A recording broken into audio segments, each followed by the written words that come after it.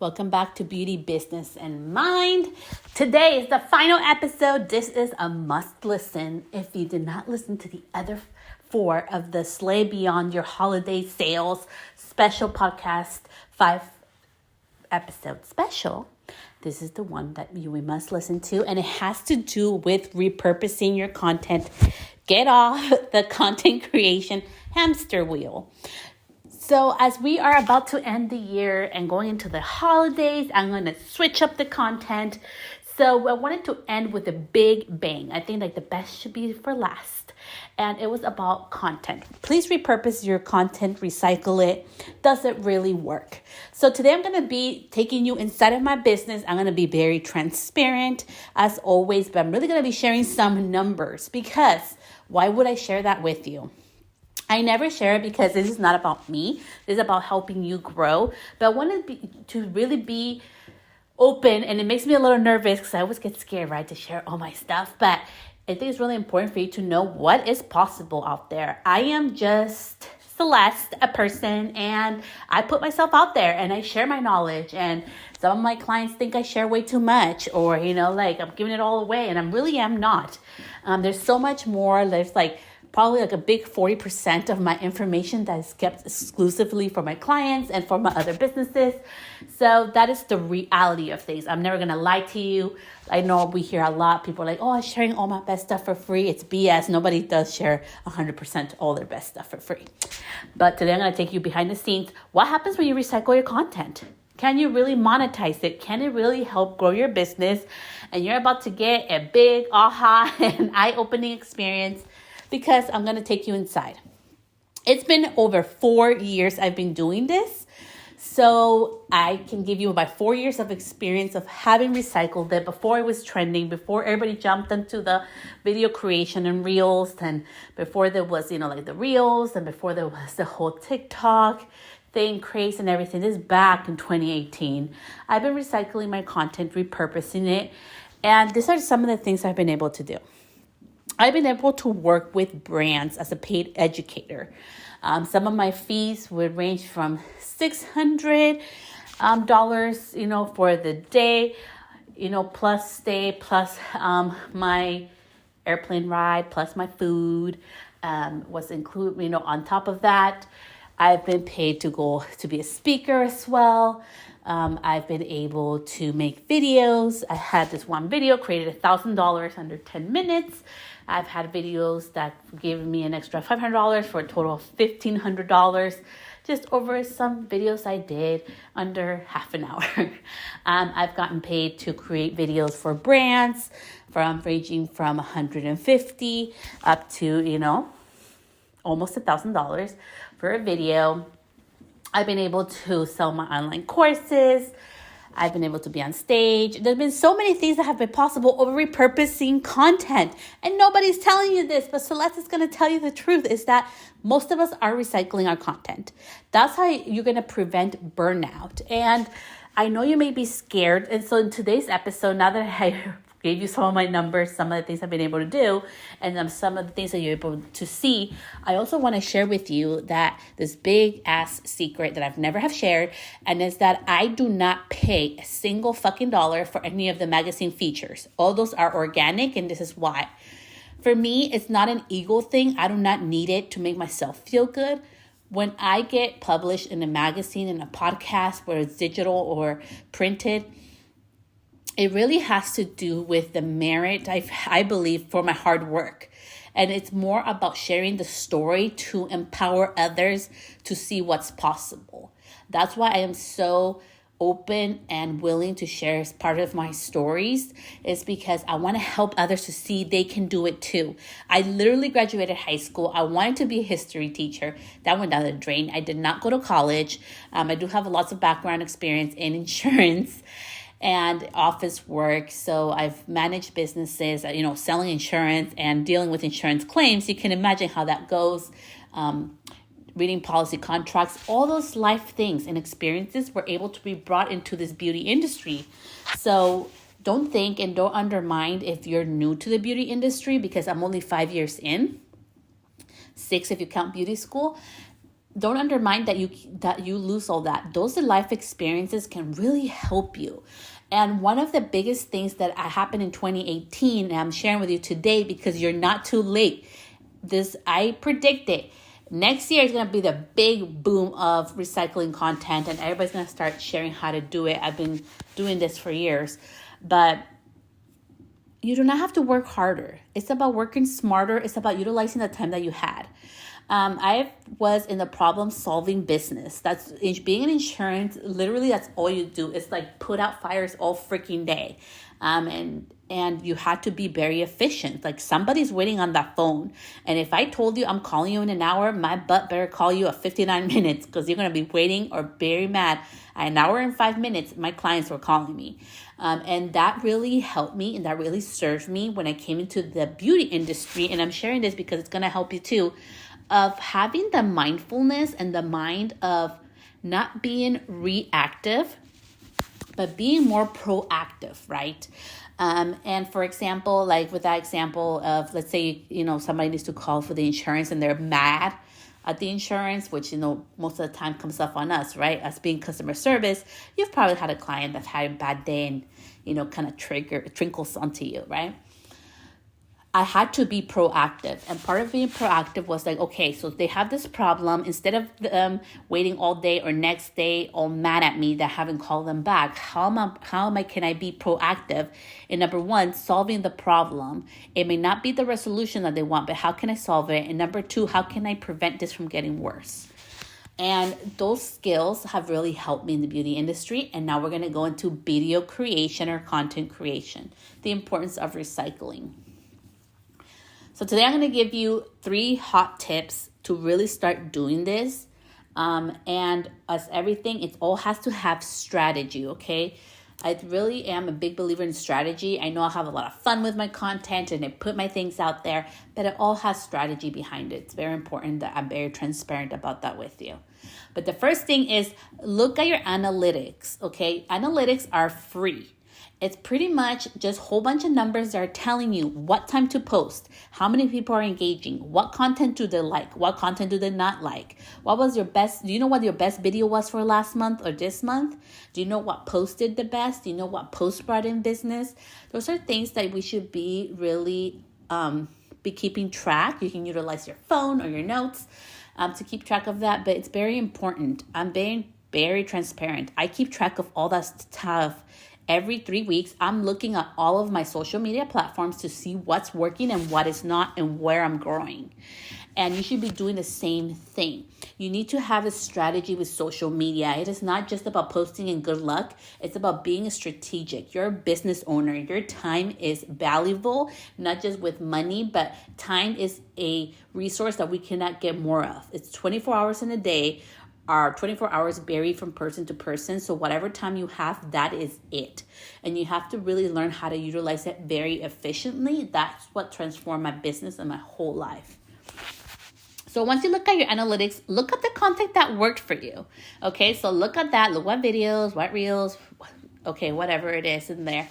And then find a way to repurpose it in a fun, valuable way. If you don't follow me on Instagram at Celeste Stylist, please go there and follow me and send me a DM that you came from the podcast. You can see the reel. I am literally showing you. I have this picture over 2 years old. It got over 250,000 impressions, which means like people have interacted or seen it on Pinterest. And it's over 2 years old. I repurposed it. I did a new caption for it and I put it out there. And I'm being transparent about that because maybe you are afraid. In the beginning, in 2018, I was terrified. I'm like, oh my gosh, if I repurpose the content, people are going to know and what they're going to think, and I'm not being authentic. And then I had to get out of that mindset, right? And really be like, okay, I am a human. We're not robots. I don't want to automate everything. I want to keep in contact and the pulse and the feel with my audience. How can I make this valuable? And that's when I decided to repurpose my content. And part of that reel that I shared today on Instagram, which is the part 2 of recycling and repurposing your content, once you look at your analytics and see what's working and what your audience wants, it's how can you make it fun or valuable for your audience? And that is your job. And I know I was very direct on that, and people are going to be like, whoa, so let's be very to the point. But it's the truth. It is our job as content creators and business owners. The way we do business is totally different. And it doesn't matter, okay, if you do not want to be on social media, like, good for you. You do not have to be on social.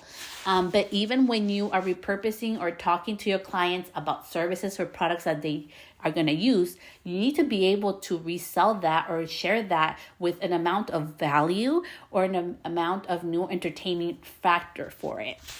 And what do I mean by entertainment factor for those of you that really focus on product based in the beauty industry? I bought a gnome, a cookie jar from Santa Claus, a Jessie, which is our elf on the shelf outfit, and I bought this like gingerbread woman cookie thing from Target. And why would I do that? So I spent over, I think it was like over $50 on those three things. Oh, and I bought a $20 sign that says Merry, and it has really pretty like green leafage, and it looks like holiday-ish with lights. So I spent over $70, and why the heck would I spend $70 on some random ass shit like that? So my husband put our Christmas stuff in the shed. This has a point. And it all got mold in it. And I was very sad because some of those things were over 10 years old. And I wanted to feel the Christmas, like, holiday spirit in my home in a very authentic and way that matches with my style and with our home and make my kids feel excited for it. And so I spent $70 on that. And it was more for the entertainment part of my kids. It was for the ambiance of the room. This is things that make me happy. And while $70 may be a lot of money for some people, for me, it's like priceless, right? And I'm going to keep it safe now. So my husband has to put water on it again in the shed. But that's what I mean. It has a value and it has an entertainment portion. That's why I bought these certain items for my home decor. The same thing happens with our clients. They're either are looking for the entertainment value, what entertainment or like value is going to bring to their lives. And it's our job as business owners, and part being of the beauty industry is to own our expertise. And part of repurposing your content is the part number 2, which we're talking about right now, is how you're going to make it valuable to them. Maybe it is a picture like I posted of 2 years ago.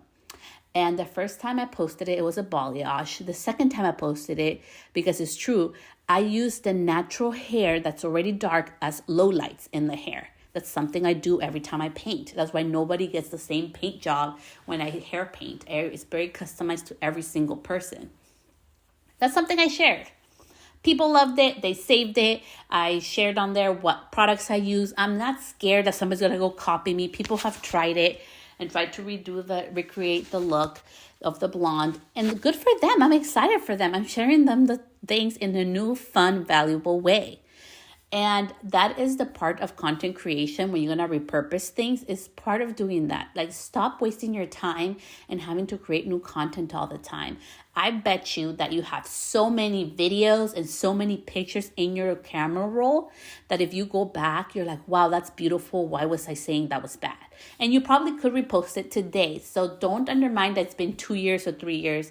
Just bring the value, bring the entertainment factor to it. I have clients who have done before and after videos on TikTok or Instagram, and I'm going to be reposting some of those soon just to kind of show a little more behind the scenes inside of my business. But do you see what I mean? There's so many fun ways to do so, but when you are going to repurpose content that has to do with your clients, big public service announcement, make sure that you have authorization from your clients to do so, okay? Very important. I just did a podcast episode on that. Okay, so we've talked about where to get the information on what's working, what you should be reposting to repurpose. I've shared with you how to do it in a good, authentic way, right? Bringing value or entertainment to it. And part 3 is how often should you do it? So our feed, it depends how often that you post, but you want to make sure that if somebody scrolls down twice, if you flip, so go on your phone, most of us are using our phone on mobile. So if you scroll down twice, you want to make sure that you do not see the same picture twice in a row, okay? So just do that. That's my rule of thumb, is at least do 2 scrolls, up to look down at further content. And if you don't see that picture, you're fine. If you can't do that, you're like, Celeste, I'm limited on my photos and my videos. Like, how can I repurpose my content? Get creative. Part 3 of this is there is this amazing thing on Reels, which is named covers. So you can actually make your own covers. You can make your covers on stories, which is simple to do.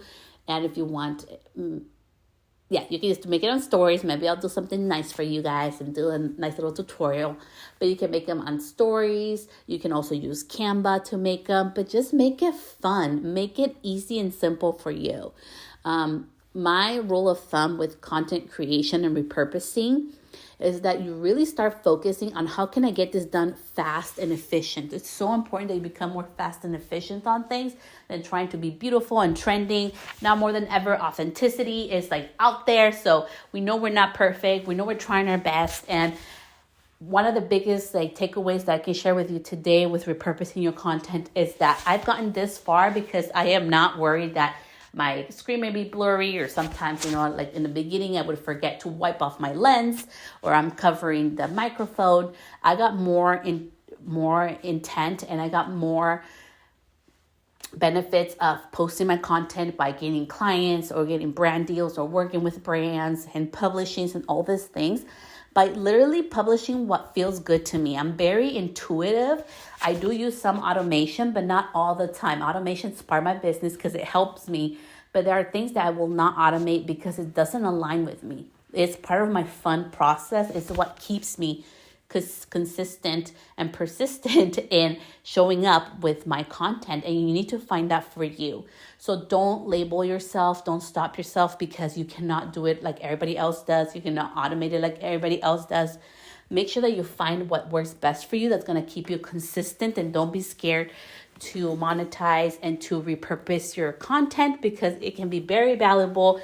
I continue to do so. I'm able to turn a 1-minute video into literally 10 to 15 pieces of content, and you will get there the more you practice. So please don't be afraid.